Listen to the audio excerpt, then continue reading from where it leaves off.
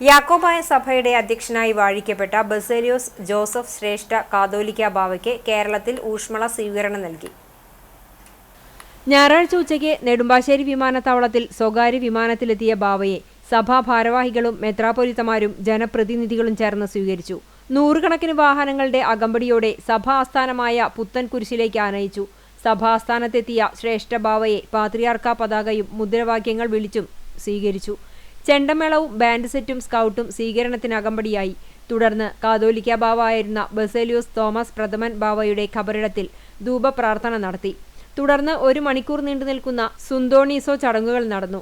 യാക്കോബായ സഭയുടെ അധ്യക്ഷനായി ബസേലിയോസ് ജോസഫ് കാതോലിക്ക ബാവയെ നിയമിച്ചുകൊണ്ടുള്ള ആഗമന സുറിയാനി സഭയുടെ അധ്യക്ഷനായ പാത്രിയാർക്കീസ് ബാവയുടെ സന്ദേശം ചടങ്ങിൽ വായിച്ചു. സ്ഥാനചിഹ്നമായ അംശവടി കൈമാറിക്കൊണ്ടായിരുന്നു ചടങ്ങുകൾ അവസാനിച്ചത്.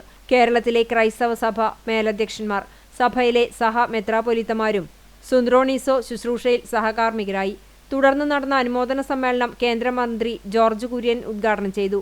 സംസ്ഥാന വ്യവസായ നിയമവകുപ്പ് മന്ത്രി പി രാജീവ് മുഖ്യപ്രഭാഷണം നടത്തി.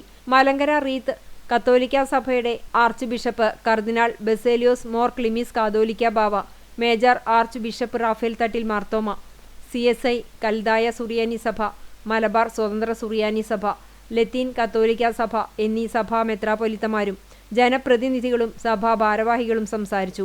അതിൽ പറയുന്ന നിയമങ്ങളും അതിൽ പറയുന്ന ന്യായവും നീതിയും പരിരക്ഷിക്കുന്നതിന് വേണ്ടി കർത്താവിൻ്റെ സ്നേഹത്തിൽ ചാലിച്ചെടുത്ത അനുഭവസത്തയോടുകൂടി നമുക്ക് സഹോദരങ്ങളെ പോലെ നേരിട്ട് സംസാരിക്കാൻ തയ്യാറാണ്.